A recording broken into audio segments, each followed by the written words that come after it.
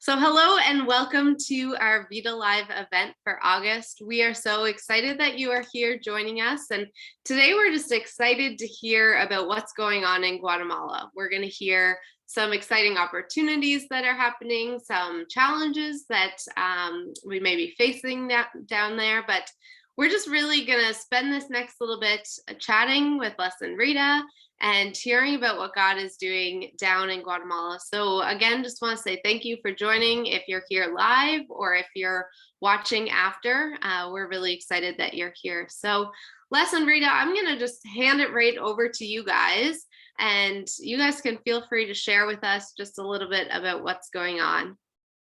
Well, thank you.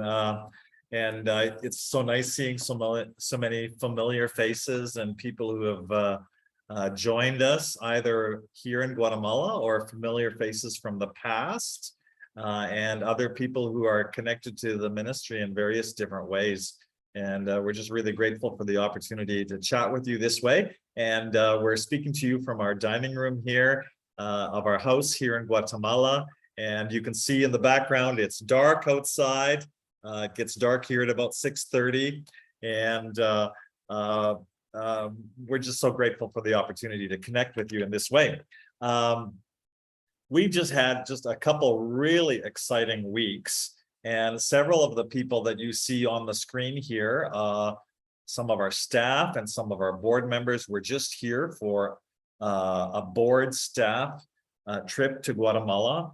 And we went from school to school and ministry site to ministry site, just showing them what the Lord has been doing. And even more important than seeing the construction, the most exciting thing, and maybe some of them can share a little bit later, the most exciting thing was hearing the testimonies of our staff members and students in our programs and parents from our families that are represented in the schools and in the churches, and just hearing how the Lord is working in their lives. And so that was one of the things that the Lord put on our hearts many years ago, that he was asking us to come here to Guatemala and teach biblical principles in a way that they could be integrated into people's lives and bring change, freedom and restoration to the Lord, and see homes changed and communities changed. And we really have been blessed by the Lord to see so many lives touched and leaders developing, and it's just very, very exciting. And so, just in a nutshell, our strategy has just remained unchanged for the last 22 years. My background, of course, is education, and so we're opening schools, and that's a perceived need. And so children are sent to school. They are also sent to school because we serve a meal every day. And food and nutrition is a major issue, especially on the heels of COVID and some of the natural disasters that we've had. So some of the families are sending their kids to school just because there's food being provided. And in the process, we get to love the children, share the gospel with them when they give their lives to the Lord, disciple them. And it's just a beautiful thing to see students who came into our school in kindergarten and now are taking positions in our school as staff members. And so that's very, very exciting. So some of the things that are happening right now, well, I wish we had about like 2 hours just to go over our 5-year plan. Our leadership team here in Guatemala, for those of you who may or may not know, we have a board of directors in Canada. Some of those board members are part of the group here tonight. Thank you, Jeff. We have a board of directors in the United States. And Chris, thank you for joining us, Chris and Rachel. And then, of course, staff in both of those countries, part-time staff mostly. And some of you are in the group here tonight as well. And then in Guatemala, we have a board of directors that is made mostly of Guatemalan national leaders who have grown up through our ministry, and 200 and some staff. And so we're registered here in Guatemala as well. And every year we review a document that we call a 5-year project plan. And so we're going to just share a few of those things that are on that 5-year project plan. We won't have time to go through them all, but it's just really exciting. It's the most ambitious project plan that we have ever had, and it's been generated by the Guatemalans. So they're looking ahead to the future and very excited about what's coming down the road. A few years back, we started a children's home. We thought we'd call it an orphanage, but decided to call it a children's home. It's more acceptable to call it that. And it isn't actually, I guess, orphans that come our way. Mostly it's children that are abandoned or children that the state has rescued and brought to us. And so over these last few years, we've had numerous children come. Some stay a year, some 2 years, some just a few months, some even just a few weeks. But during that time, we're able just to bless them and minister to them. And I believe God wants this ministry to grow because this last year, he sent us a large donation with which we are building. Right now, there is lots of construction happening in the children's home area. And we can see that it's going to expand quite a bit. And I just had an amazing meeting today with a couple of the leaders in the home. And they were telling me that our home, and I don't like bragging, but our home, go ahead. It's the Lord. It's the Lord doing it. It has now been actually named the model home in all of Guatemala by the authorities that gave us that permitted us to run this home. They're now comparing all the other homes to the way our home is run and calling it a model home. And that's huge favor. And I said to the girls I was talking to, I said, when God gives us favor like that, it's because he wants to also use us to influence. And so, because once you have favor, you can influence. And so very excited to see what God is going to do to try to get some of the corruption away from that whole area of children and care for them, because the corruption is in every part of this country, and we see it so strongly right in this area where a child has been rescued and brought out of a home where it was abused, and then a couple of months later it's put back into that home and continues to be abused because the authorities are making wrong decisions. And it's very, very heart-rending and sad, but when that happens, but we just have to pray and pray and pray for the children and also for the system here.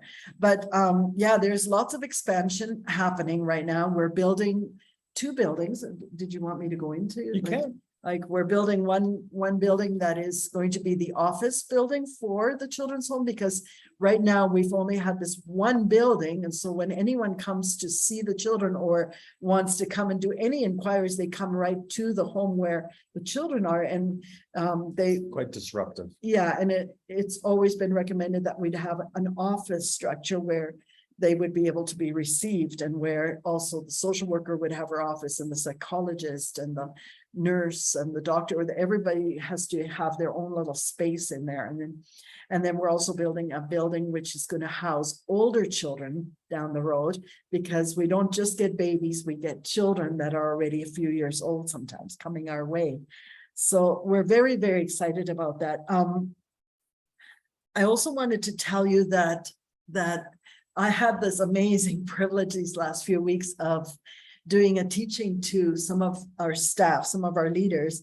God had given me this teaching on inner healing, and so I had 40 of our leaders in my classes, and it was just amazing, the response. I was very, very touched and blessed to see what God is doing, and it's teaching the Guatemalans. They're so open and they're so willing to learn, and their hearts are just ready to embrace the teaching. It's wonderful.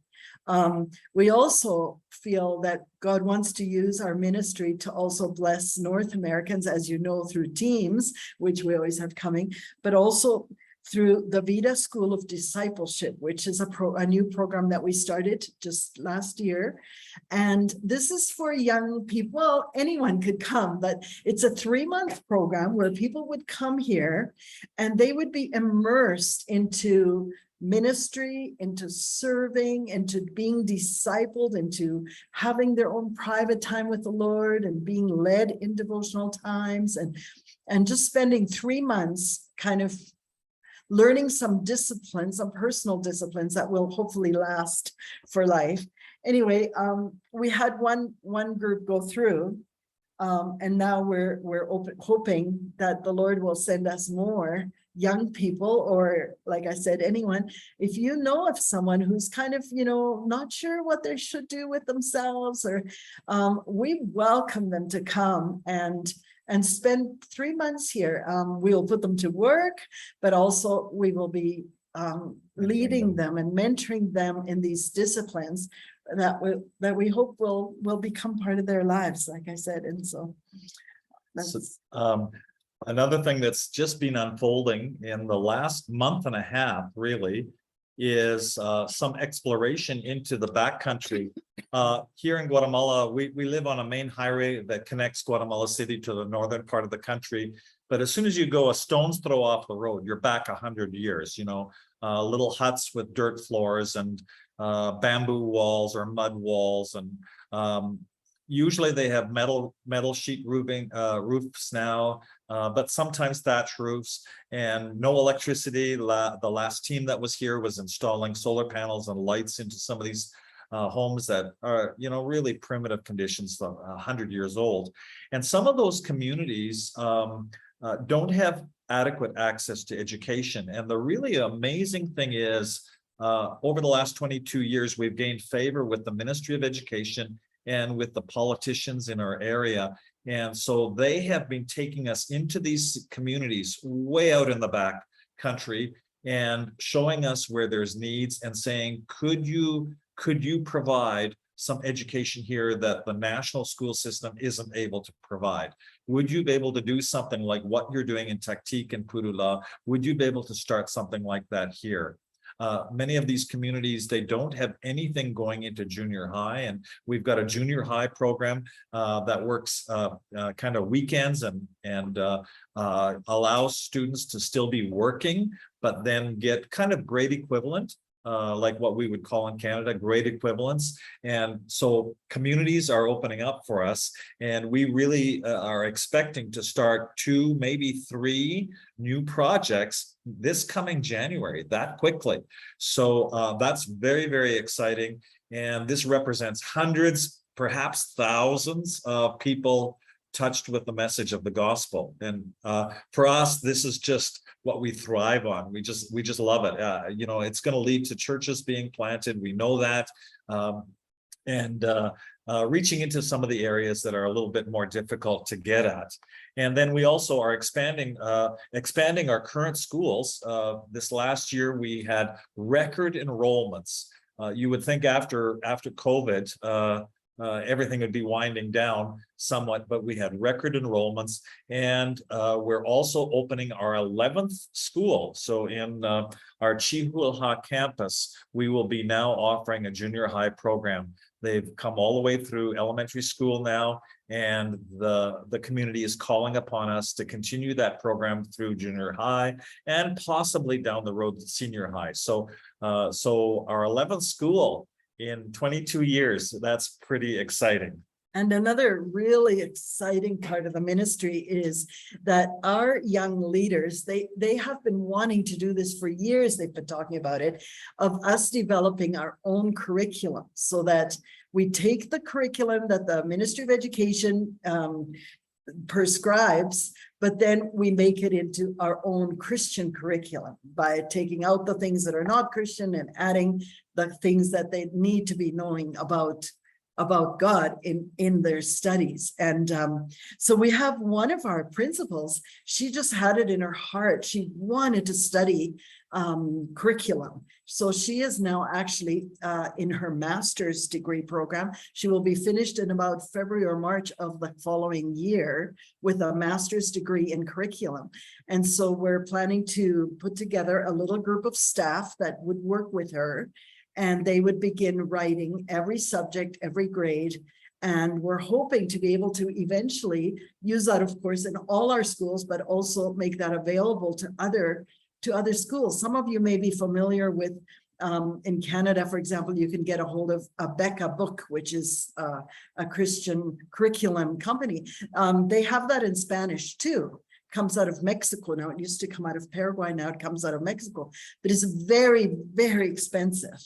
And our school, we have 10, 11 schools. We can't buy that curriculum for all our children, but I know that we could produce it at just a fraction of that cost. And so we're very excited to actually produce our own curriculum with our own staff that are very excited and getting themselves ready to do that. And one of the things, one of the reasons this young lady is in a master's program is because over the last few years, we've had several very generous donors helping us with a scholarship program whereby our staff and any of our students coming through our programs who wish to go on in post-secondary education are able to do that. And one of the people who's in our group here tonight, they know who they are. They're making very generous donations to that fund. And people who would never have thought of getting a degree now are not only thinking of getting a degree, but going for their master's degrees. We've got about 8 or 9 in that level of studies.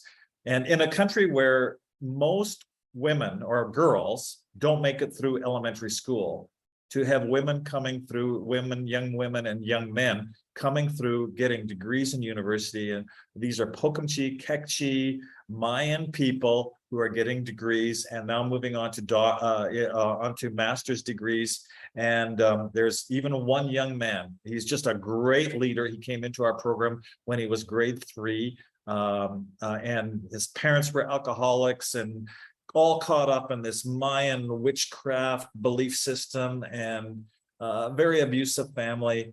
And here he is.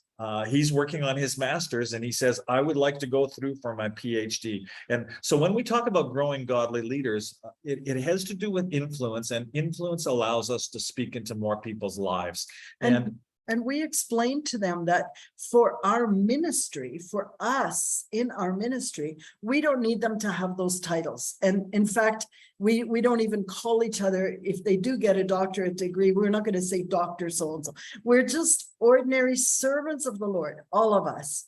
But for the world that's watching us, for the outsiders, when they watch us, we get a lot of credibility when our young men and women have these degrees from the university. People are astounded, you know, when they come into our schools and they say, you have a master's degree? And they're shocked, you know, because they're young. And it's one of the reasons, like the social worker in our children's home. Yeah. I mean, she grew up in our school. She's got a degree, and she really has been the one who has done all the legwork that has moved our children's home right up to the top position in the country. That is hard to believe. Like that happened in 2.5 years. Yeah. From our opening date. And it's one of our former students that are doing it. And really, all that says is God is powerful, and he can do immeasurably more than we can ask or think. And he can take the least, the student that we would least expect to fill some of those roles and turn them into someone fantastic. And so that would be Christy Bev. She's our social worker degree, and she's just doing an excellent job. Yeah. So another, oh boy, our time is going by. Kristen, I'm going to have to hurry here. Sorry. And then we'll have some questions. A very exciting project right now is our sustainability, and the paradigm in ministry is changing. Instead of teaching the people to continue to ask North Americans for financial help, the paradigm in ministry is changing and saying we need to teach the people in the country to look for ways where they can develop a sustainability component that would cover the operating costs of the ministry, and eventually be able to slowly step away from foreign aid and run the program internally. And then that foreign aid can be used to start another ministry similar to it in some other part of the Another world. ministry site. Or another ministry site here in Guatemala. And so our sustainability project is just underway now. I've been in some really interesting conversations. Tomorrow, we will be having a young man coming by. He exports. He's an importer. He's an importer. He's a Guatemalan, but he imports coffee into the United States. And we are just upping our coffee production. And so next year, we're in our third harvest, which will be a much larger harvest than last year. Last year, we harvested 480 100-pound sacks of coffee, and we sold it on the local market. Now, the grower doesn't make a lot of money. And so growing coffee doesn't earn much for the ministry, but if we can move into the exporting mode, and that's where all of a sudden a much larger cut will come to the Guatemalan people here. So we have one of our former students, Edgar Suk, who is now agricultural engineer. He's gone all the way through, and he's an agricultural engineer. He will be meeting with this young man who is importing into the United States, and we're looking at what's going to happen in the next year. So that's something to really be praying for us for about that business component of the ministry and the sustainability. Go ahead. For 2 years, we basically had no teams here at all. When COVID hit, March 2020, that was our last team. And then our hospitality staff, we had to let some of them go, find new positions for other ones. And we were left with our guest house empty. And now we're finally getting teams again. It's so exciting. We've had, right now, the 7th team is here this year. And we've got another 5 coming before this year is over. They're just coming one after the other now, and we're very, very thrilled. We love having teams here. We invite you all. You're all welcome to come again. We have a guest house. We take care of you. We pick you up at the airport. Hot showers. We have great food. People often say, well, maybe I'll lose weight while I'm there, but they never lose weight. You won't. They love the food.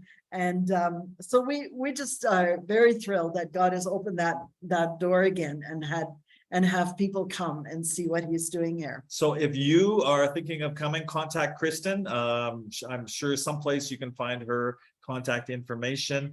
Or if your church is considering being involved in missions, we would love to have you here.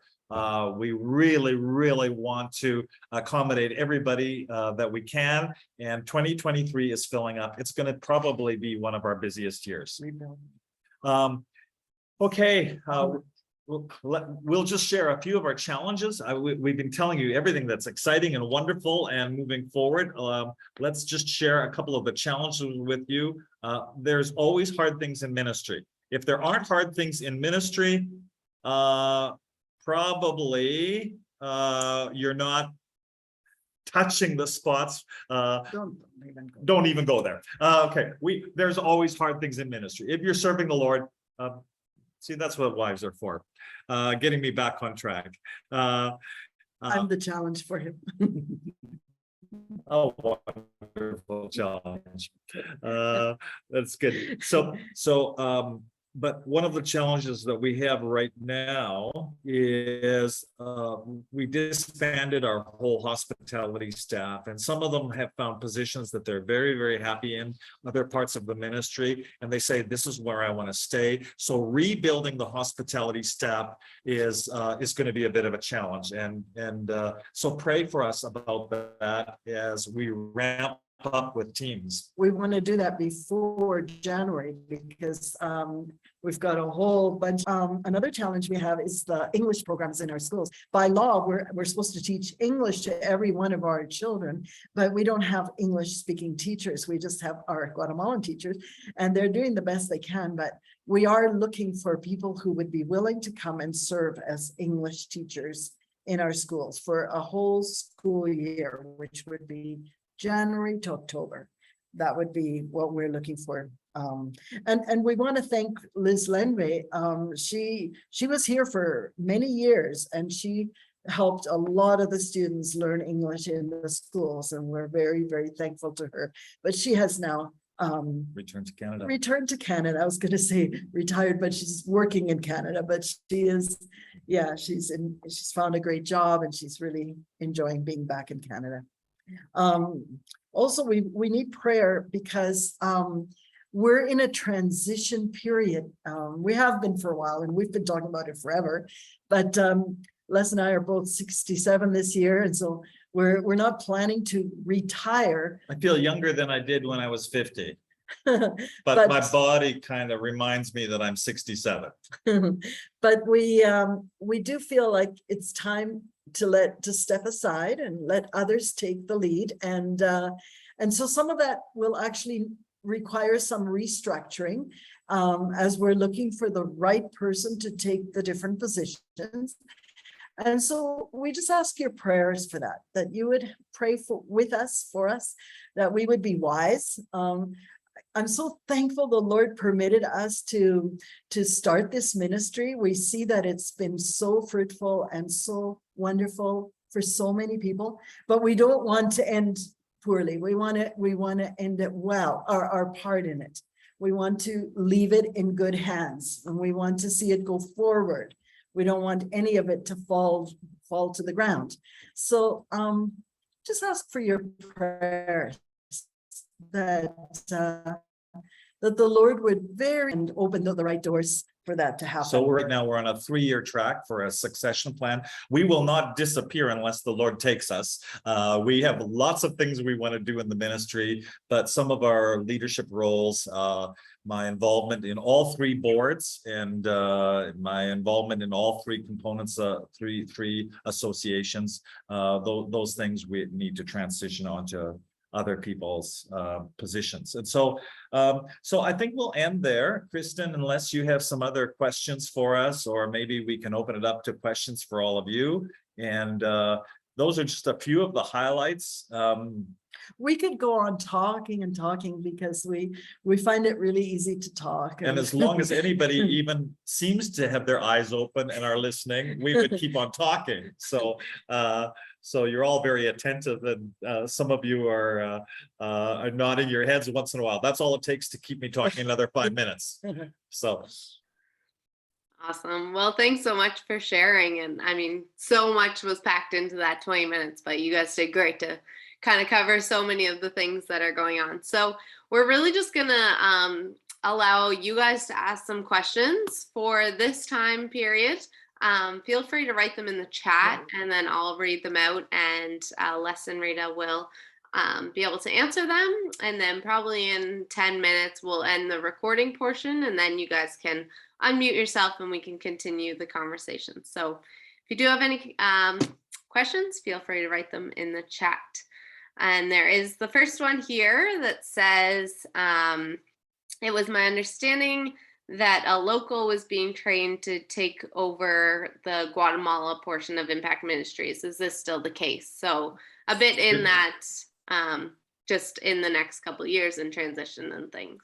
Really good question. So just to share with you, the schools, which are the largest component of the ministry, is now under the direction of 3 key people.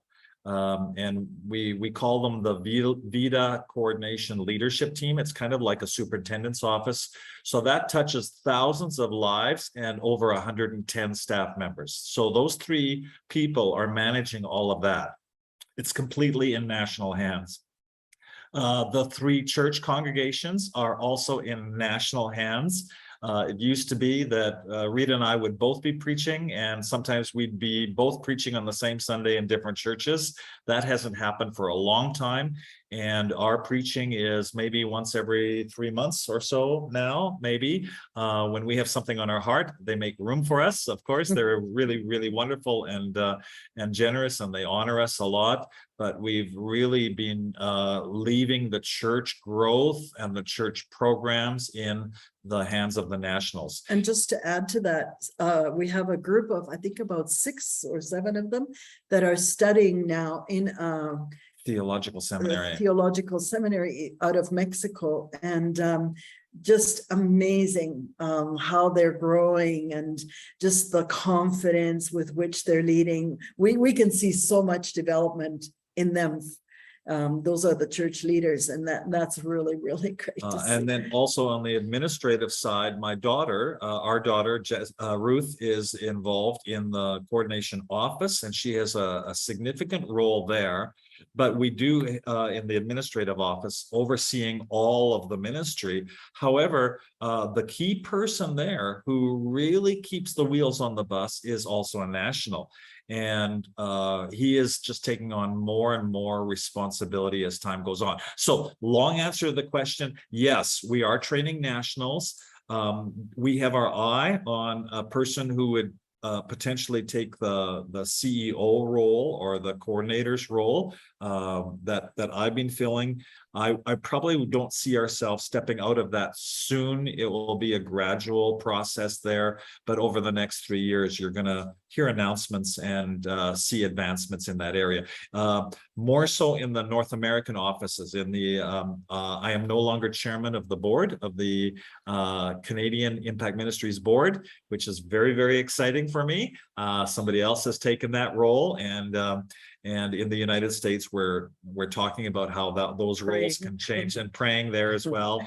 And so we're looking at how we can retract ourselves out of some of those positions and some of those responsibilities and pass them on. I'm not as concerned about the North American roles. They seem to be falling into place. Lots of prayer still needed, but here in Guatemala, of course, the transition into national leadership and how they will communicate with the North American boards, we're going to be watching that very, very closely and transitioning that rather slowly. Good question. Awesome. Another question here. Are there additional projects in place for sustainability besides the coffee? Oh my goodness, we have tons of ideas and tons of possibilities. So right now our greenhouse is another one. This greenhouse that was gifted to us from Holland, it has the potential of earning a lot of money.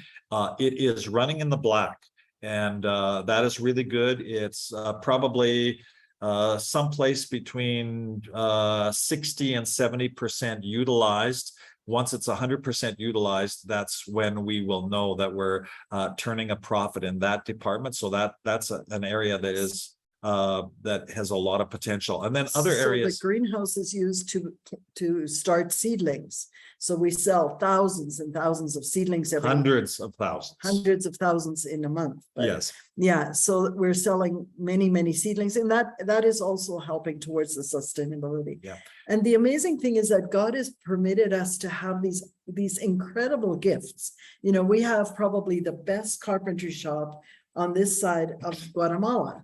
That came to us from North America. Somebody donated to us a complete carpentry shop, shop vacuums and everything included. Yeah. We have so many opportunities for incredible sustainability opportunities that we need to develop. So our carpentry shop is a good example. It saved us a lot of money in our construction because we're doing it all in-house. However, and we really haven't had an opportunity to develop it as a business arm because we're keeping them overloaded with all the construction projects we're sending their way. They do all the windows, all the doors, all the furnishings that they can make for our schools, for everything that is needed. Yeah, so it's really quite amazing, as is our block making plant. So all of our construction, we make our own blocks, and should we be able to make more blocks than we actually need to utilize ourselves, then we could put those onto the market. So quite a few ideas are out there. Pray for that. I think it's going to be a challenging piece to the ministry, and we need the right people with the vision for it to be in charge. And we think we have some lined up. We're praying right now for the Lord to set apart administrative or what do you call that? Like a business administrator that can oversee all these different things. Like we had a wonderful group of people come from North America, and they gave us a whole classroom full of brand new sewing machines, and they planted in us the idea that we should learn how to make uniforms, and we could even become a supply. We could even have a factory that produces uniforms for a lot further out than just our part of the country. Yeah. So right now, that's another way of becoming more sustainable. So there are numerous opportunities. and so for the first stage, for example, for all of those sewing machines, is to have a group of people trained and prepared to produce uniforms for our own children. So we kind of have 1,800 customers right off the bat, because we're buying those from another manufacturer. Well, we could do that internally. And so all of those things become very, very exciting opportunities once we can grow them past the point of only what we're consuming. So really good question. There's another question here about the greenhouse. Is your greenhouse and agriculture work helping to train Guatemalans that corn is not the only acceptable vegetable now? Well, there's a couple things here. Good question. Erna asked the question. Good question, Erna. It used to be that corn was basically the only vegetable that was eaten. I just found out today that the normal price of corn was one quetzal 20 per pound, and right now it's over 2 quetzal 40 a pound. And if that is your basic meal that you eat every day, your grocery budget just doubled. So we have people in pretty deep economic crisis here in Guatemala right now, because corn prices have more than doubled in the last year. Having said that, we have been growing all kinds of vegetables, and when people are hungry, they eat whatever you give them, whether they think kale looks appetizing or not. And the kale goes into soups, and the kale gets cut up into scrambled eggs, and the kale gets put in with beans, and so we're giving them iron. So we have all kinds of vegetables that are growing on our property and are going to the families. Yeah, we send home big bags of vegetables to all the families. And if you go on our Impact Ministries Facebook page, you'll see lots of photos of parents receiving and us going and bringing big bags of. And some families are actually planting some of those things for themselves now too, which is really nice to see. Yeah. Good question. If anyone else has any questions, feel free to write them in the chat. And we'll see if we have time for one or two more.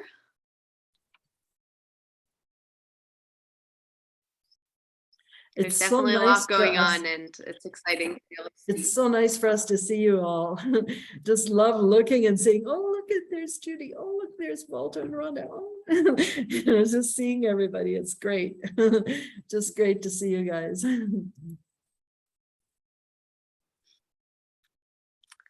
There's a question here. Les, when will you be in Edmonton? Okay, so Julie and Kristen know my schedule. I just do as I'm told. This fall. This fall, yes. Likely October, mid to late October, early November, but that's not all finalized yet. But yeah, October, November. So if you have a church missions committee that it would be worth me meeting with, please talk to Julie or to Kristen, and they will see what they can do about arranging my schedule. Or the pastor of your church, if the pastor or youth pastor are thinking of sending short-term missions teams, I'd love to meet them for a coffee. I am without Tim Hortons coffee here for 11 months of the year. So if I get to 1 month and I overdose a little bit, well, I have to overdose on coffee when my wife isn't present. Otherwise, she puts limits. She puts caps on how much coffee I drink. But I would love to meet with the pastor or the youth pastor or your missions committee and just share with you what some of the opportunities are for us to work together and just to put a face to a name or a face to a ministry. And I expect to be in Winnipeg and Points West. So that's where I'm thinking of being. So, and for those from the States, Les will be in the United States in October. So you can send me a message. I've Rachel Brandenburg, who's online tonight, is helping arrange that. So oh yeah, that's right. Yeah, Rachel. Yeah, you're there too. Yeah. Mhm. So just look in the picture frame that says Chris. Rachel is the better looking of the two there. Sorry, Chris. Awesome. There's one more question here, and then we'll probably end the recording after this one, and then we'll allow for some time to just continue chatting. But as the kids go through the school system, is there any thought for continuing and learning the trades from the nationals? So I think for them to teach some of them. Okay, so I'm not sure, like there's all kinds of ideas that are associated to that. So for example, we have this wonderful mechanics shop. And we know a bunch of our high school guys are very interested in mechanics. And our former students. And run it. some of our former students would be able to be in there and be running it or teaching. Same with the carpentry shop. So some of those things are real possibilities. And so if people are not able or interested in pursuing an academic or a theological role or a career, we would really like to enable them to have some of these trades and some of these skills that are available through the ministry. Now, it does mean expanding our programs, and our 5-year plan has included an expansion of those kinds of programs. We just haven't begun talking about it, because if we talk about everything that's on the 5-year plan, we lose a little bit of focus, but it's there. So that's a really good question. We are thinking about what we can do with that. We're trying to cover the academic and the theological angles first, is what we're trying to do. Perfect. Well, again, just want to thank everyone for being a part of this as we kind of conclude this official recording. But again, we just invite you to stay on. We'll stay on for another 10 or 15 minutes, and you guys will be able to unmute yourself, and we can just continue the conversation. Just one note for next month, we are focusing on the medical clinic for September. Dr. Chris is here, and he'll be joining us for that as well. We're hoping to have Dr. Rivas, who is our Guatemala doctor, who comes to the clinic for a week every month. So we're planning to have him share as well. But for the past however many months, this past year, we've been doing it on the 17th of every month. Next month, it will be on the 15th. So September 15th, just because of schedules. And it's going to be at 3 p.m. Guatemala time. So you can mark that in, or just be watching on our social media or email. But September 15th at 3 p.m., we will be focusing on the medical clinic. So that's going to be really exciting, and lots to come about that. But again, just want to thank you guys for spending this time with us. And we're going to conclude this portion, but please feel free to stay on. If you have to leave, no worries as well. But again, just thank you. And thank you, Les and Rita, for sharing as well.